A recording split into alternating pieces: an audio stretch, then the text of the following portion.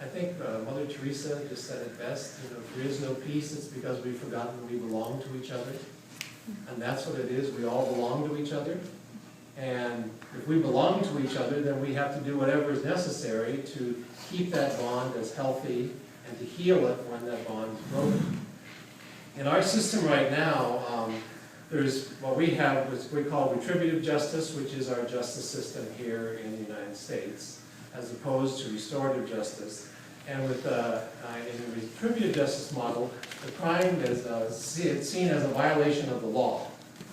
And in that violation of the law, the state is the victim, because the state set up this law and you broke our law. And so the state is the victim. And so if you go into court, it will be John Doe versus the state of California, not John Doe versus the person that they really did victimize by this crime. And again, in restorative justice, it's seen that this violation or damage that's taken place is between peoples and relationships, and those need to be healed. And Howard Zare, I think, puts it pretty well. He said that in the retributive justice model, there's three questions that are asked. What crime was committed, who committed that crime, and what should their punishment be? That's where the focus is. In the restorative justice model, it's who was hurt by this crime, what do they need to heal from that crime, and who's responsible to help them in that healing process. So again, it's all about healing. It's all about healing. That's what it should be, and unfortunately, it's not. What were the questions again? Sure. Restorative justice. Restorative justice is who has been hurt by this crime, what do they need to heal, and who is responsible to help them in that healing process. We have seen some horrible things done to re-victimize victims in our criminal justice system. Brenda's only son was killed. The prosecutor said, you know, I need to have you in court every day so that people can see that the mother of the victim is there, and the mother of the victim is concerned about this, so you need to be there every day. And she says, okay, I'll do that. However, I didn't see my son in the condition he was when he was killed, he was shot. She said, when I got to the hospital, he had been cleaned up. I just saw his head. I didn't see the wounds on him or anything. And so she says, I don't have that memory at all. I don't want to have that memory. So when you show the crime scenes, I will not be there. He said, okay. She comes into court one day, and there's all these easels all around the room. She doesn't think anything of it. At one point, they pull the cloth off all the easels, and here's all the crime scenes. And there's her son. Brenda stood up, she screamed, she fainted, was taken to the hospital, had a psychological breakdown, was in the hospital for a while. And unfortunately, that's exactly what this particular prosecutor wanted. Because what better effect on the jury than to see the real horrendous part of this crime and what it did to the mother.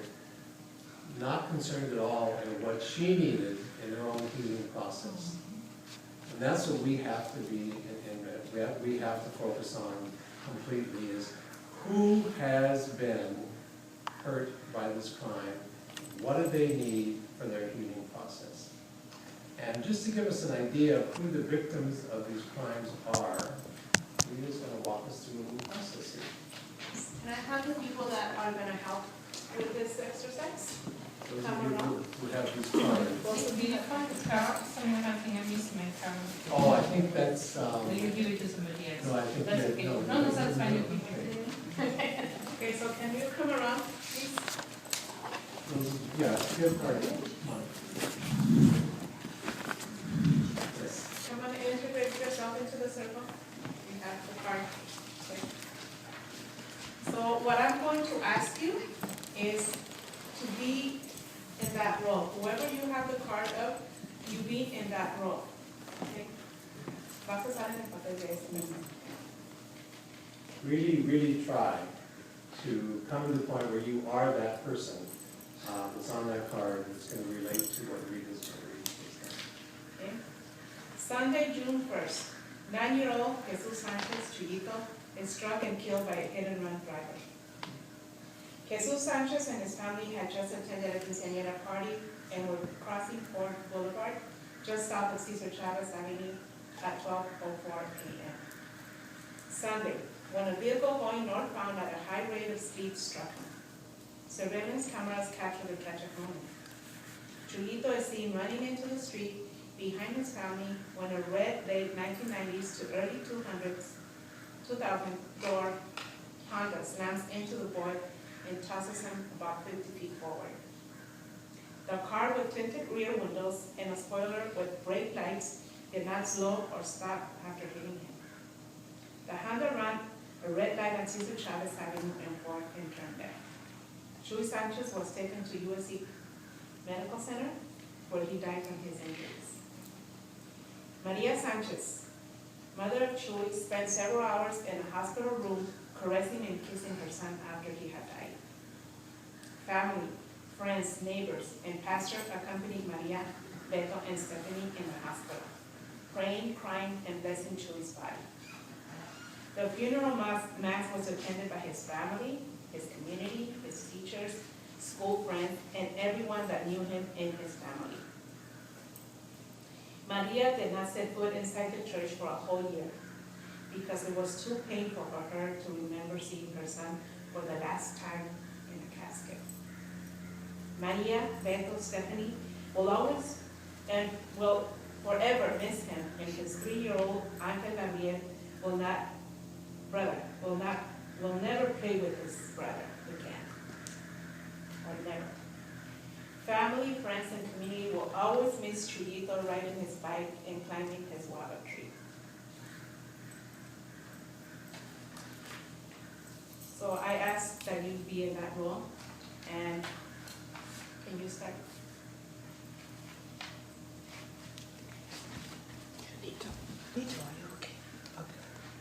Everything will be okay. We can The ambulance will be here. Just hold on. Tell who you are. First responder, paramedic. How are you feeling? Anxious for the ambulance to get here.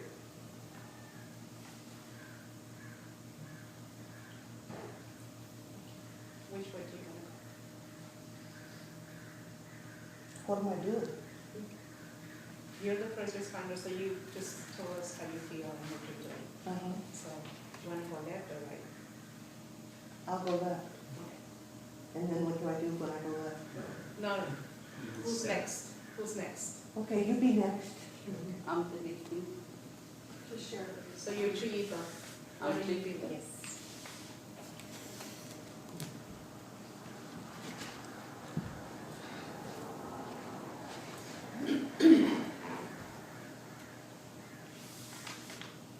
Chuyito, what are you feeling? You're dead. What's No, going he on? didn't die till they got to the hospital.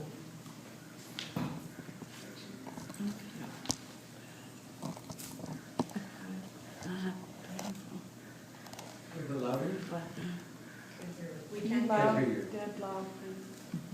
I have a lot of pain in my body.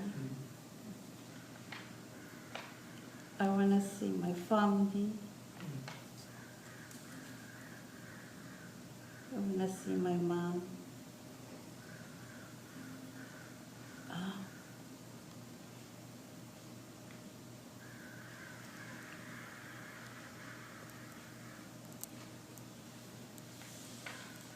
You died, Chuyito. You're dead. Will you ever get to ride your bike again?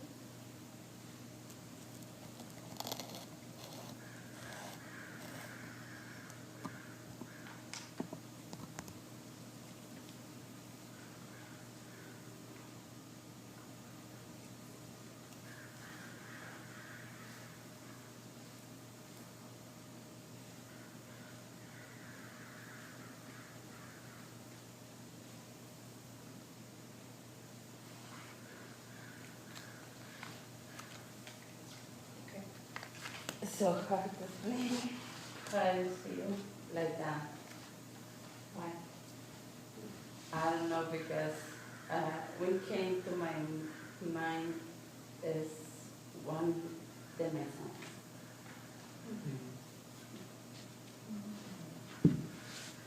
How do you feel right now?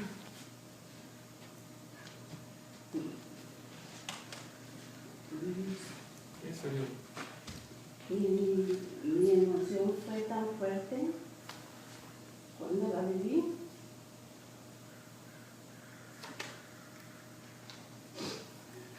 My emotions so strong, I felt it that was Me right. emocioné mucho hacer película de un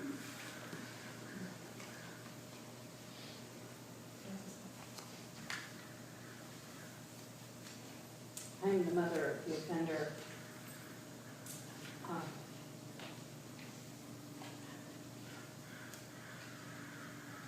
There's a mix of feelings between the grief of a child lost and the loss of my own child.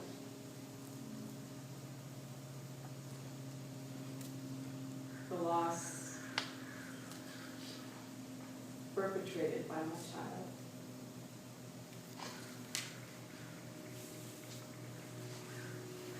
The guilt as a mother of what could I have done to prevent this? And what's my role now? How am I still a mother to my child and companion in some way to the mother who's lost her child because of me?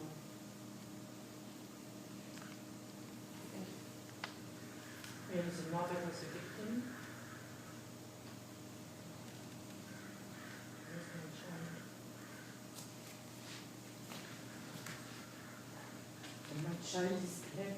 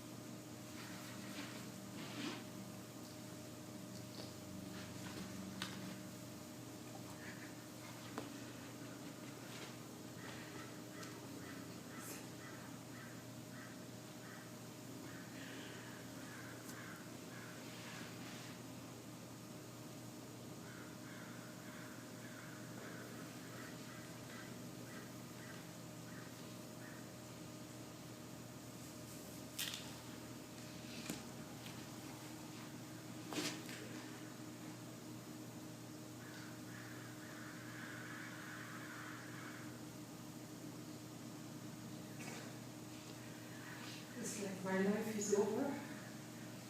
My child, and I don't want to believe it, and she's not responding, she's not coming back to life. It's the end of my life, I cannot see anymore.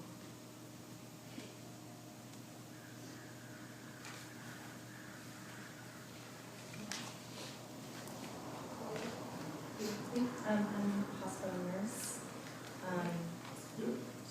nurse.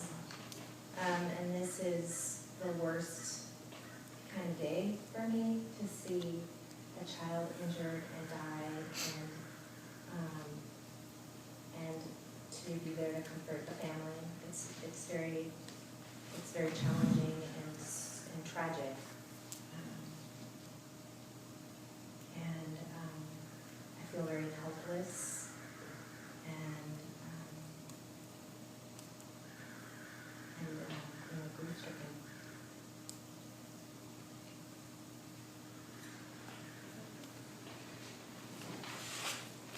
Andrew?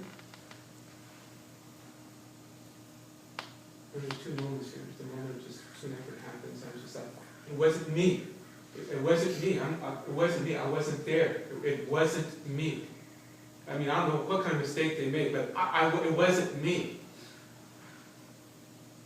too often attorneys usually say, don't cop to anything. So it's like, no. I don't know who had my car. I don't know. Sorry it happened, but I don't know. Why are y'all looking at me? You should be looking for the person who did it.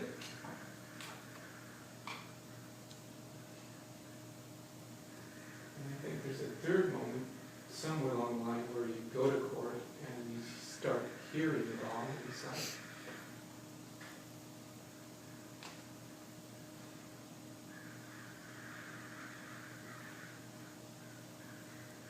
I'm so sorry. I'm sorry. I wish it wouldn't have happened. I wish it would have been me. It should have been me. Sorry.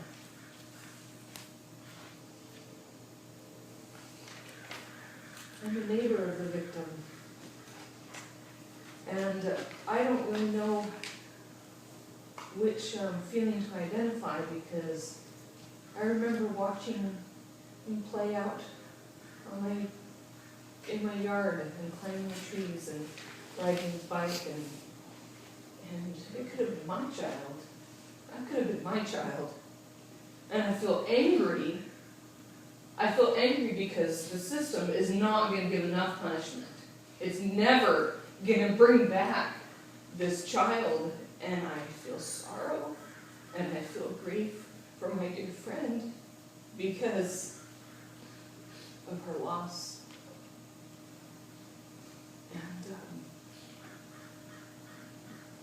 wonder why God, why did this happen? This should never happen to anybody. I'm the friend of the victim. He was my best friend. I didn't know what to do. I walked by the place where it happened, and I'm so scared. I see the candles and the flowers and the teddy bears and people that out there. I saw some blood in the street. I'm afraid to go to sleep at night because the pictures are in my head of what I hear everybody talking about. Who will I play ball with? Who am I going to go to school with? I want to hurt the person that did this. I hate him.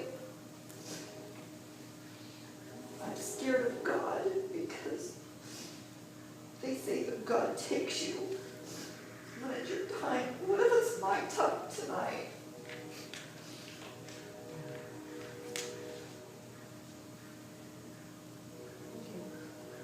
How do you feel playing that role? Very traumatic.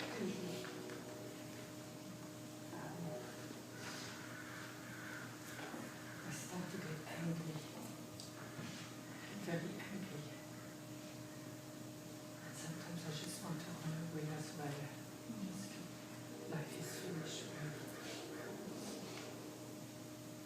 And I felt some anger directed at me, and gosh, we were friends a little while ago now, and now you hate me. I do actually.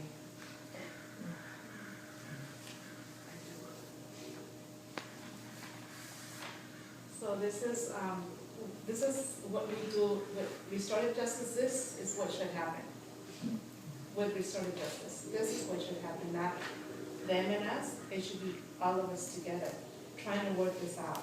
Because if you heard him saying, I'm sorry, that will heal you. But you can't hear him because he's not supposed to tell you. He's not supposed to even look at you because you're the mother of the victim and he's the offender, so he should not be looking at you. Because if he is, he's threatening you in the court system.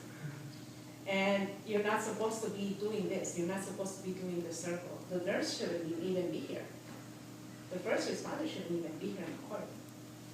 So this is what should happen in restorative justice, because we're all one community working together to heal what has lost, what has been lost. People outside the circle, what did you feel, what did you think? Wow, it was very moving. Yeah. Screaming, wow, what a bunch of actors. They weren't acting, I could feel. Okay, they really got into it. Empathetic to the max. This is what a ripple effect is, because it's not just the offender or the victim, it's the whole community and we have like 15 cards that, of people that are affected by one crime. Somebody else? I know that they did that restorative justice at Antioch, and I was able to witness some of the work that was done, and it was profound. And for me, I really feel that, and I'm very moved, because this happens every day, and it's part of my neighborhood every day. So I'm moved to every range of emotion that occurred within that circle. But I see, I'm hopeful that if we take charge like this, that we can kind of get rid of the system that oppresses us and rid of the systems that hold us back from healing as a community. And if more people were to witness this sort of thing in action, that we could be more successful with that. So I'm a huge component of her. Definitely, it would help the healing process of all the people that have been affected by crime. It's all our communities, like you say. Maria is my neighbor. I had just seen Chuy that evening on Saturday, and Sunday he was dead. So I accompanied Maria to the hospital. I was there when she was blessing and caressing her son, and we blessed the body. So it just hits home so profound, because I see her every day. So thank you very much. Thank you. Card, don't get your card. I have to admit, I've seen this ripple effect done quite a bit. And I've never seen it done with the passion and the fear. And Capacitar people are really different people.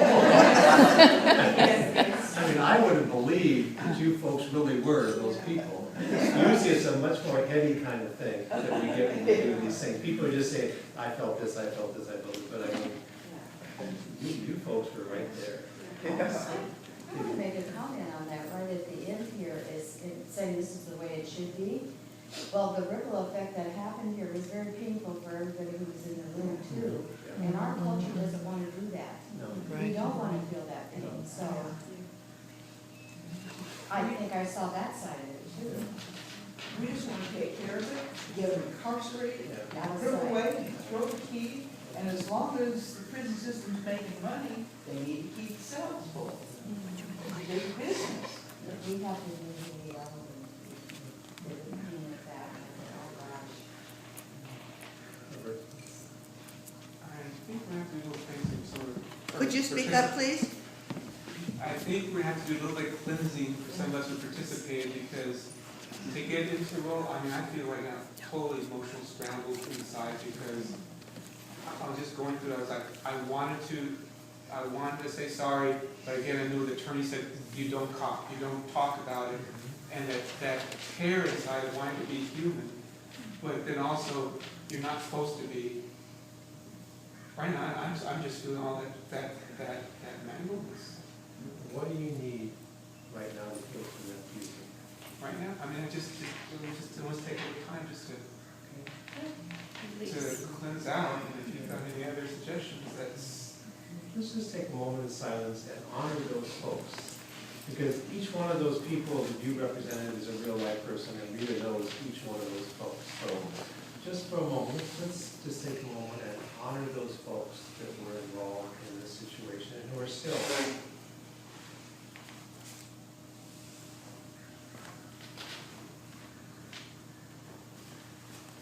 I just want to bring Maria into the circle. I want to bring Julie into the circle. I want to bring Beto into the circle. And Stephanie into the circle, and Angel Gabriel, who are on the healing journey with us right now.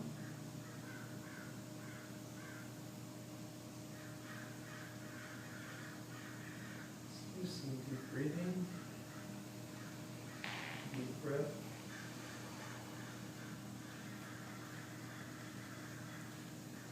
Breathe out those negative feelings maybe over there.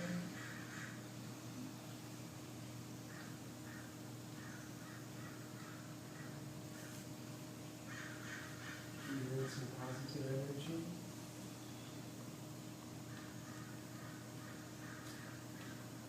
Breathe out the darkness surrounding all of those folks.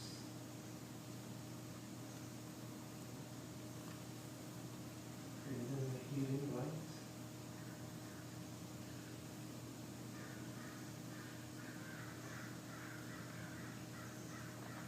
Breathe out the despair. So when we feel after an event like this.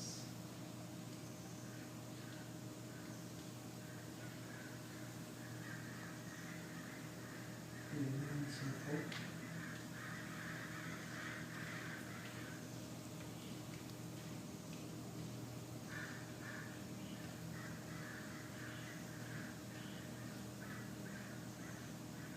Realize this is a journey. It's not something that's healed in a day, or a week, or even a year.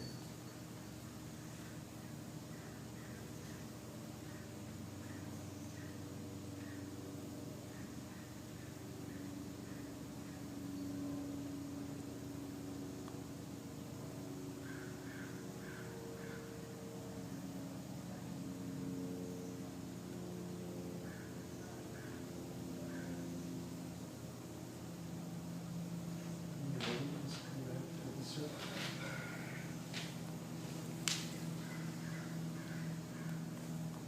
Folks okay?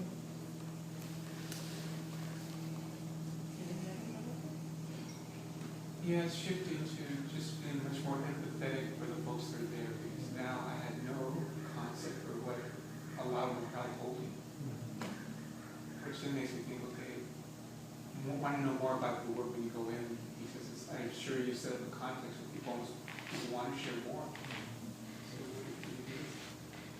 And first of all, it is recognizing, I mean, when we look at the victim, we would say the victim of the crime was the little boy who was killed. He's the victim of the crime. His whole family are the victims of the crime. Perpetrator is a victim of this crime, because now that person's life is taken away from them, at least their freedom is taken away from them. Family of the perpetrator was also victimized. That first responder, and you come upon a little kid who was hit by a car, I don't know how they do that. And yet, nothing is done for those folks most of the time, or the nurse in the hospital. When you weren't there, it seems you just see this little child, and then the mother comes in, and you're there when the mother is, and the sad thing, it often happens in Rita, is the mother comes in, goes to run for the child, the policeman puts it in there, that's evidence, you can't touch that.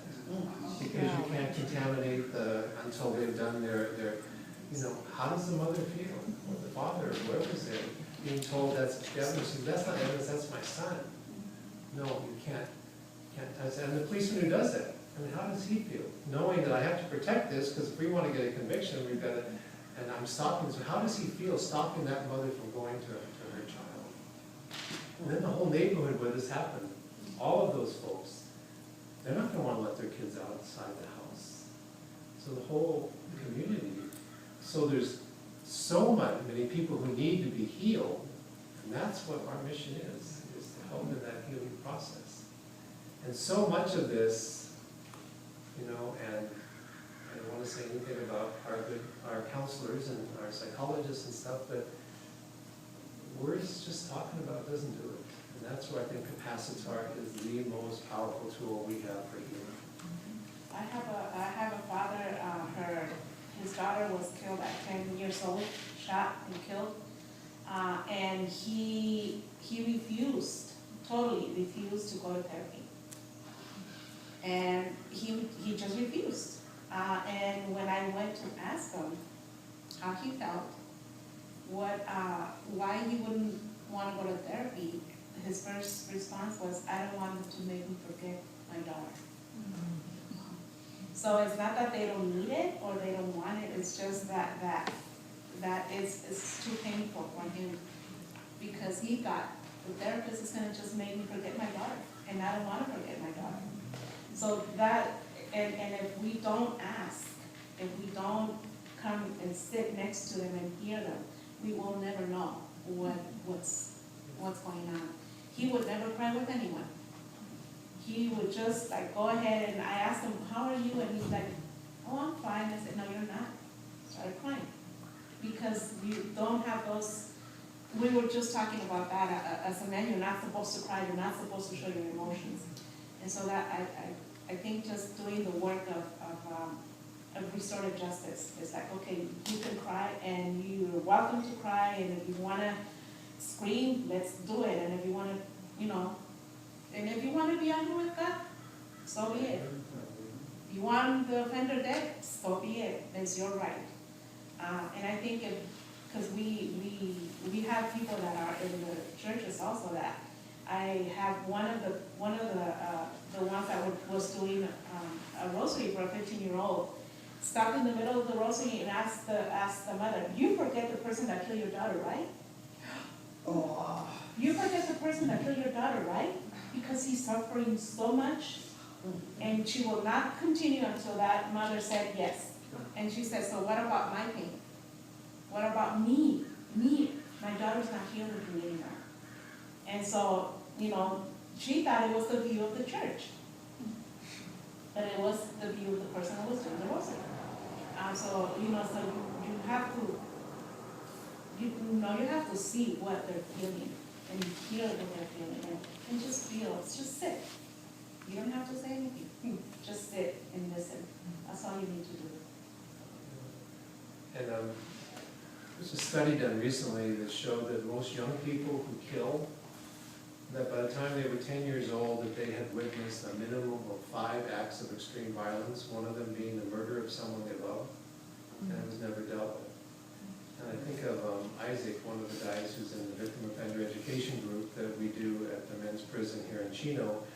And Isaac's first memory as a 5 or 6-year-old was his mother's ex-boyfriend coming into the room and slitting the throat of his mother's present boyfriend at that time. And he said that from what he can remember, his memory, that boyfriend was the first boyfriend who treated him and his brothers with any kind of care. The rest of them were beating them and everything else. And he said that's his first memory. Is that this, and then later on, his mother was going out partying one night and was leaving. He was 6. Was leaving him with some people he didn't even know. The oldest person in there was going to be 14. And he goes out to the car and puts his hands on the window and says, "Mommy, please don't go. Please don't go." And the guy who was driving started driving, and the 6-year-old hanging on to the side of the car for 4 blocks. And finally, they stopped the car. His mother peels his hand off, pushes him back, and says, "I'll be back later," and takes off. So this kid had no value for life at all. And he shot and killed, at 17, shot and killed a guy who was 21 years old, who had tried to kill him on a number of occasions. And he said, I thought I was doing him a favor. These were both gang members. I thought I was doing him a favor because now he doesn't have to live in this hell. He can go somewhere where life has to be better than this. No feelings at all about his own life, this other guy's life, until he gets to court and the mother of the guy he killed gets on the stand in the sentencing hearing and says, "You are a young person, you have a whole lot of life ahead of you. I'm sure you're a whole lot more than this worst thing that you've done, and I want you to know that I forgive you." He didn't know how to react. He said, "This is the first person in my life," he was 19 at this time, crime committed when he was 17, first person in his life who had shown him any kind of love. He said, it's the mother of the guy he killed. And it's interesting, when we were, because this is part of the whole process we go through with these guys, is they have to retell their crimes and work with all the different feelings and stuff. And we asked him, what did you feel when she did this? She said, I was afraid of her. I was afraid of her. But he said, I knew I had to honor her. And he said, so everything I do from now on has to be because of love. And like Robert was saying earlier, that you can't in our system say you're sorry, because then you're admitting guilt. And we have these horrendous, this young 17-year-old kid got 50 years to life for this crime. If he were to say, I really did this, there's no chance to appeal this, at least to try to get a reduction in the years or something. But Isaac said, because of her love for me, I had to at least show love for her. He wrote everything that happened, because he said she wanted to know what happened that night, but her son didn't say anything afterwards, so he wrote it all out and sent it to her. Wipes out his chance of appeal, and he says, I don't care. He deserves everything that's coming to him. Yeah. That's what he said. But he said, she loved me, I have to give this love to her. It was interesting, we just did the end part of this, and this is a really healing part of this program, is we bring in victims of the crime similar to theirs. And so these two mothers came in, both who had young sons who were killed, and these three guys in there both had killed young people. And so the mothers give a victim impact statement, and there's a dialogue that goes on, and the guys do their crime impact statement, there's a dialogue that goes on.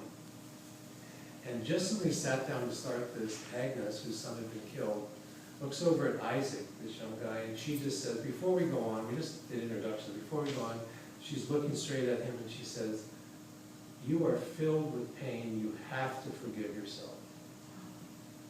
And he just almost blanched. He says, how do you know? And she says, I'm a mother.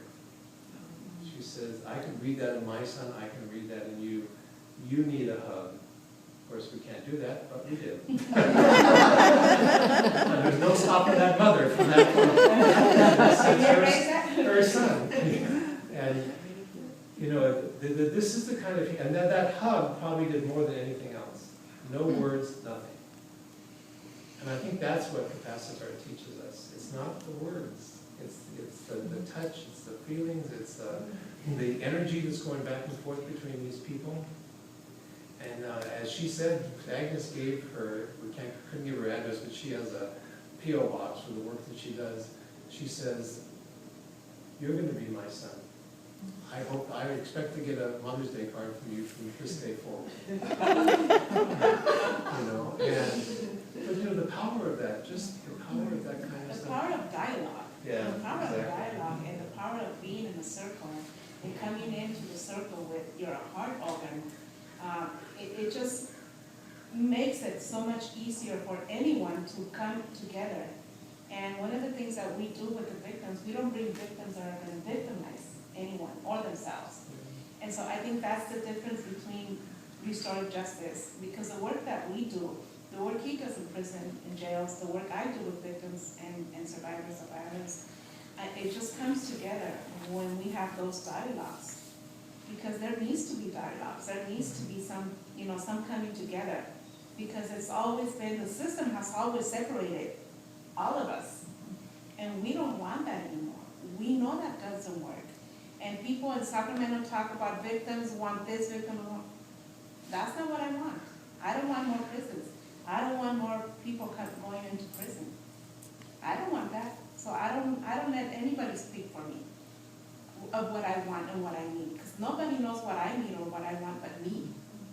And so I think that coming together and having that dialogue with people that have been hurt so much, and to be able to speak and to be able to touch and to be able to just come together, I think that's one of the best restorative justice that we can do for people and for ourselves.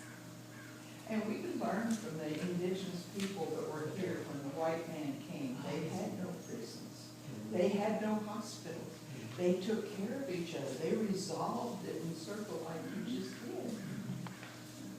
Rita, tell me about the first time we did the All We're Done with Punch and Shout, the women's reaction to that. Oh, at Dolores Mission? Well, and at the prison. The prison, I mean, the women were just having, like, can we do that again?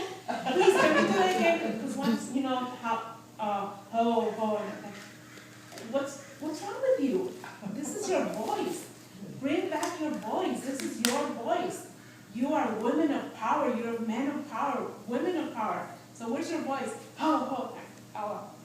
can't hear. And so they wanted to do that 50 times. Because they were just like amazed of hearing their own voice come alive. And it was just like so amazing just to see them. I remember one of the ladies, one of the old ladies in the community, she's like, oh, when I go, Señora Ruelas, your voice, I can't hear your voice. What? You want to hear my voice? And yes, I want to hear your voice. And you're a work for peace, and you have Father Greg Boyle, and where's your voice? And she's like, I have a voice? I go, of course you have a voice. So, I mean, they wanted to do it. Let's do it again, because it was their voice coming back. And I was so amazed. And now you hear them like, hi, Rita! You know, and they thanked me before getting their voice back. And I'm like, you got your voice back, you know, on your own. And this is a small item, but I think speaks to how you adapt Capacitar, because I've had the same experience where I look at the original Calvin exercises, it's like it's only one punch, right? But the reality is our folks need multiple punches. So it's like, so we adapt, like, and allow the very beginning set up so they can do the multiple punches. And so again, we just adapt. I think if you notice when Rita and I did the Paul then come, that punch and shout kept going and going and going. But I think the women in the prison too, because the majority of them in the group are in because of the men in their life who led them. You know, they take responsibility for their part. And most of them, the guy committed the crime. The guy did the killing. She was there, but she got still murder for them. So they get life sentences. And then in the prison, these women are put down all the time. And so when Rita was talking about it, you know, you have a voice. Don't let anyone take that voice away from you. And boy, when we did that Paul and Gum, I mean, they went crazy. But healing is what it's all about for restorative justice, and that's why there's just such a perfect fit with Capacitar, because that's what Capacitar is all about, is healing. And if we can have that healing take place, then our whole society is going to be very, very different, very, very different. And not saying people, you're going to feel better when especially in California with the death penalty, you're going to feel better when that person is finally executed. And they wait 20 years for that to happen. It happens, and none of them said they felt any better afterwards. So to be lied to, well, I think somehow this is going to make all that pain and stuff go away. And they kind of hang on to that, and then it doesn't happen. It's just really using people. See, we're almost at the end here. I would just like, unless there's anyone who has a comment they really feel that they need to make, I'd like to just, Thank you both for the work that you do. Oh, you know, it's wonderful. Yeah. It's powerful. Yeah, it is great work. I mean, when we first met Pat here, we needed Capacitar for those victims of crime. They really needed that. And Rita and I came to this fabulous place to do the first training, and after the first 30 minutes we said, to hell with the victims, we need this. We need this for ourselves. The vicarious traumatization that all of us who work in any kind, with any kind of people like that, we need this first off. And then, share it with the other folks because they need it too. Yeah. I kind of on follow-up of what you're saying, I just want to say that as the friend of the victim, I was really struggling, and just doing the finger holds for the appropriate fingers made such a difference. And we do need this for ourselves. We do need to take care of whatever traumas come to us so that we have more to give. Really. What I'd like to do to end this is just play a song for you. I have the privilege of being with Pat every once in a while over in the Holy Land, in Israel and Palestine, and was there when Pat for the first time brought the Jewish folks and the Palestinian folks together in the same training. And it was just incredible to see the bonding that went on between these folks. But one of the moments that I'll never forget, someone had a friend who wrote a song, and it's just called the Peace Song. And the song started out, nothing was said, it's just that this is a friend, so that they started playing the song. And the song starts out, and it's in English about peace. And then come to the next verse, and she sings it in Hebrew. And Yvonne, who's this woman, she's an activist for peace, feminist activist there, real strong woman. When she heard that singing about peace, peace is possible in our time, you just see the tears start coming down her face. This is a Jewish woman singing the song. Then the next verse she sings in Arabic. And I remember Fatma, who is this Palestinian woman, and she was in the traditional kind of garb.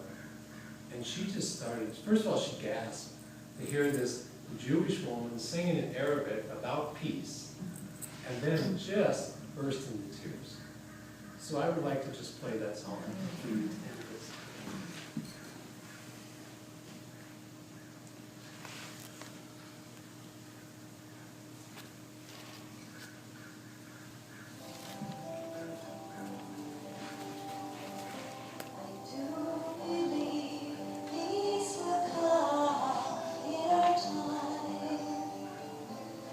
Open your heart and let it shine, let your light shine.